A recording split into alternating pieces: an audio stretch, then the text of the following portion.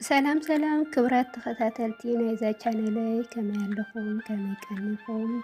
ኣነ እኳ ድሓን እየ እግዚኣብሔር መስገን ከምቲ ኣነ ሰላም ዘለኽዎ ድማ ሰላም ክትኮኑለይ ናይ ኩሉ ግዜ ተስፋይን ትምኒተይን እዩ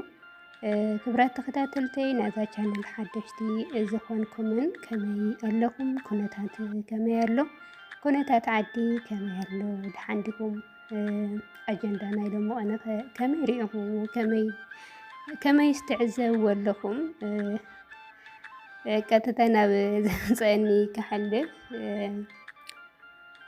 ያው ኣነ ዘሕልፎ ኩሉ ግዜ እውን ይነግረኩም እየ ብዛዕባ ናይ ገዛ መሳርሒ ናይ ህንፃ መሳርሒ ኣቑሑት እየ ሒዘ ዝመፅእ እና ኣብ ዝሓለፈ ሰሙን ሰሪሐ ነይረ ያው ብዝኸፍአ እናገደደ እናወሰኸ እዩ ዘሎ ካብ ዝሓለፈ ሰሙን ዝሓለፈ ቪድዮ ምርኣይ ይከኣል እዩ ብዛዕባ ሕፃ ጃህያ ስሚንቶ ብሊኮት ሰሪሐ ነይረ ሕዚ ግን ብምኽንያት ነዳጅ ብምኽባሮም ብጣዕሚ እዩ ወሲኹ ኣየ እንኳን ንሱሲ ሽጉርቲ ንዓርሱ ንሓደ ኪሎ ኣብ መከፋፈሊ ብ30 ቅርሺ ይሽየጥ ነይሩ ሕጂ ግን 100 ቅርሺ በፂሑ ኣሎ ሽጉርቲ ንሓደ ኪሎ ኮሚደረ ድማ ከምኡ 80 ቅርሺ በፂሑ ኣሎ በርበረ እውን 900 ነይሩ 1300 በፂሑ ኣሎ ዘይቲ ያው 5 ሊትሮ 2000 ነይሩ ናብ 2500 እናወስኸ ከይዱ ኣሎ ግን ኣብዚ ዝህዝብና ኣቱም ነገዲ ሕደጉ በጃኹም ሕደጉ ኣቑርኩም ፀኒሕኩም ሓዊእኹም የለይና በልኩም ፀኒሕኩም ሓዊእኹም ምኽንያት ክተግንዩ ተለኹም ሰበብ ክተግንዩ ተለኹም ኣይትወስኹ ሕደጉ በጃኹም ብዘይ ህዝቢ ንስኻቶም ኣይትቆሚ ህዝቢ እዩ ህዝቢ ተልዩ እዩ ንስኻቶም እውን ተልዩ ህዝቢ ተልዩ እዩ ኣብ ዝደለኹምዎ ትወፅሑ ብዘይ ህዝቢ ግን ዝኾን ነገር የለይ ሕደጉ በጃኹም ጊዜ ኣለዎ እዩ ሕማቕ ጊዜሲ ናብ ባዕላ ኣለዋ ልበሃል ምስሊ ሕማቕ ጊዜሲ ናብ ባዕላ ሒዛ ድኾንቲ ትመፅእ ሕደጉ ግን በጃኹም ኣቱም ሰብ ሃፍትሲ ሕደጉ ተሓላለዩ ታይኹም ኮይንኩም ኣነስ ብጣዕሚ በቃ ታእዩ ኮይኑ ዝህዝብና ክንድዚ ታእሽሙ ፈትዩ ገንዘብ ፈትዩ ገንዘብ ሓላፊ እዩ ሜትሮ ጨርቂ ኢና ሒዝና ንኸድና ንዝሓልፍ ጊዜ ግን ዘይሓልፍ ኣይትስርሑ በጃኹም ምኽንያት ብዝረኸብኩምዎ ጊዜ ንሰማይ ኣይትስቀልዎ እና ብምኽንያት ነዳጅ ምኽባሮ ያው ካብ መቐለ ንውቕሮ 500 ካብ ውቕሮ ነፃ ድማ 600 እዩ ዝፅዓን ዘሎ ያው ትሰብ ኮፍ ኢሉ 600 ሓደ ቪድዮ ዝረኽቦሲ ኮፍ ኢሉ 600 እናኸፈለ ደው ኢሉ ትርፊ ከዓ ዝተፅዕኑ ሕደጉ ኣሕዋተይ ማዕረይ እናበልኩ እየ እና ክብራት ተኸታተልተይ ናብ ዘምፀአኒ ክምለስ ያው ከምቲ ዝበልኩኹም ብዛዕባ ህንፃ መሳርሒ እዩ እና ገዛ ትሰርሑ ትሓስቡ ዘለኹም ኣብ ምስራሕ ዘለኹም ኣሕዋተይ ንእሽተን ዕግዝ ተትብሉ እየ ክብለኩም ዝደሊ እግዚኣብሔር ይፈልጥ ከምኡ ኢሉ ኣይነብሪ ክረጋጋዕ እዩ ዝኾነና እስኪ ዓቕሊ ሃሊኩም ተረጋግዑ በቃ ተረጋግዑ እሞ ክረጋጋዕ እዩ ክቕንሱ እዩ ዝኾን ከምኡ ኢሉ ኣይቕፅለና ፅንሕተት ትብሉ ይምረፅ ክብለኩምን ክብለክንን ይፈቲ ገዛ ምስራሕ ዝሓሰብኩምን ኣብ ምስራሕ ዘለኹምን ኣብ ገፅ ፌስቡክ ይናረኽቦሲ ሓደ ሓውናስ ካብ ስደት 500,000 ሒዙ ዓዲ ኣትዩ ገዛ ከሰርሕ እየ ኢሉ ማለት እዩ ካብኡሲ ንሰረት እኳስ ኣይኣኸለይ ሕጂ ናብ ስደት ከይዱ ኣብ መንገዲ እኒኡ ዝብል ፅሑፍ ርአ እና ዘይፈለጦ ዶ ኣትዩ ይኸውን ከይፈለጦ እንታይነት ኩነታት ዕዳጋ ዘይፈለጦ ዶ ኣትዩ ይኾን ሓደ ጊዜሲ ኣነ ዘምፅኦም ኣነ ከማይ ዝበላ ነምፅኦ ሓበሬታታትሲ ንሓደ ኣነ ተጠቒመ እየ ብትኽክል ኣብ ዩቲዩብ ከምዚ እንታይነት መሳርሒ ገዛውቲ ኣብ ዩቲዩብ የፅንዕ ነይረ እየ ቅድሚ ናባዕለይ ዩቲዩብ ምክፋተይሲ ኣብ ናይ ኣሕዋተይ ኣትየ ክንደይ ናይ ዕዳጋ ክንደይ ኣሎ ታይ ከቢሩ ታይ ቀኒሱ ኣገማሚተ ተጠቒመሉ እየ እና ከምዚ ሓደ ኣሕዋትና ዝተጠቐማሉ ኣለዋ ሓደ ከዓሲ ዘይጥቀሙ ዘይምፍላጥ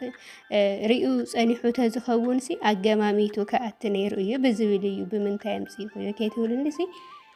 ሪኡ ኣብ ፅሑፋት ሎምሲ ሻላ ሶሻል ሚድያ ብፌስቡክ ይዝርጋሐዩ ብዩቲዩብ ይዝርጋሐዩ ያው ብቲክቶክ እውን ይዝርጋሐዩ ጀዋል ዘለዎ ሰብሲ ይዝርጋሐዩ ግን ኣድህቦ ኣንሕና ኣብ ምንታይ ኢና ነድህብ ኣብ ዓበድበድ ዝብል ኣብ ሃለፍ ከለፍ ዝውዕል ኢና ነድህብ ኣፍቱ ዝጠቕመና እንታይ ይጠቕመና ኢልናሲ ኣይነድህብ ኢልና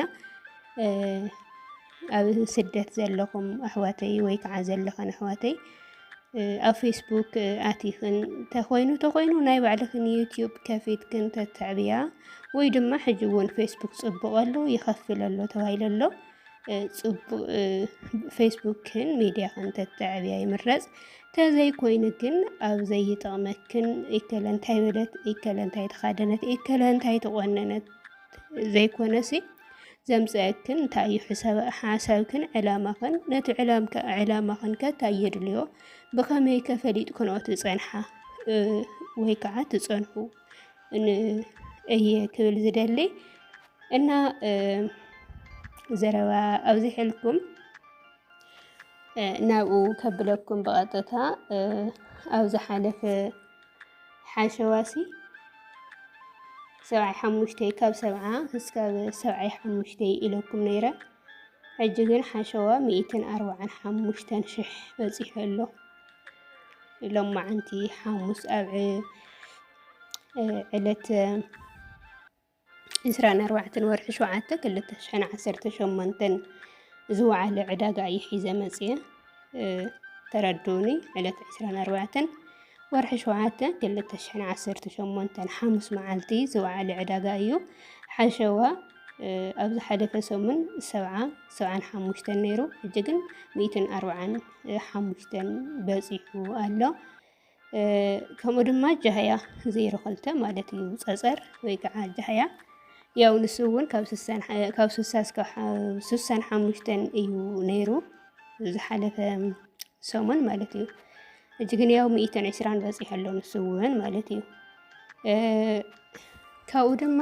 ሰራሚክ እውን ሒዘ መፅየ ኣለኹ ናይ ሰራሚክ እኳ ብዙሕ ገይረ እየ ኣይሰራሕኩልኩምን ሰራሚክ ክልተ ዓይነት ሰራሚክ ሒዘ መፅየ ኣለኹ ንሱ ድማ ንመሬት ዝኸውን ንድግድጋ ንመንደቕ ማለት እዩ ንመንደቕ ንሽንቲ ቤት ዝኸውን እየ ሒዘ መፅየ እቲ ሰራሚክ ናይ መሬት ሱሳ ብሱሳ ንሓደ ካሬ 2,000 ይሽወጥ ሱሳ ብሱሳ ንሓደ ካሬ ኣረርቲ ዝበሃል ስም ኣለዎ ንሱ እውን ኣረርቲ ዝበሃል ሰራሚክ ንሓደ ካሬ ሱሳ ብሱሳ 2,000 ቅርሺ ናይ ድግድጋ ድማ ሱሳ ብ30 እዩ ንሽንቲ ቤት ንጥቀመሉ ንክችኔ ንመጥበኽ ወይ ከዓ ንክሽኔ ንጥቀመሉ ድማ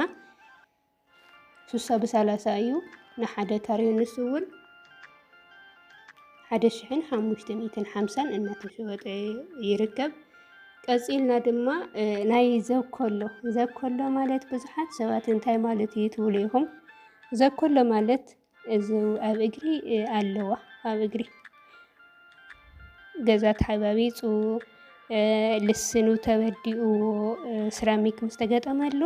ብታሕቲ ዝኾነ ኣለዋ ዘኮሎ ንሓደ ይቅርታ ስልኪ ኣትዩኒ ፀኒሑ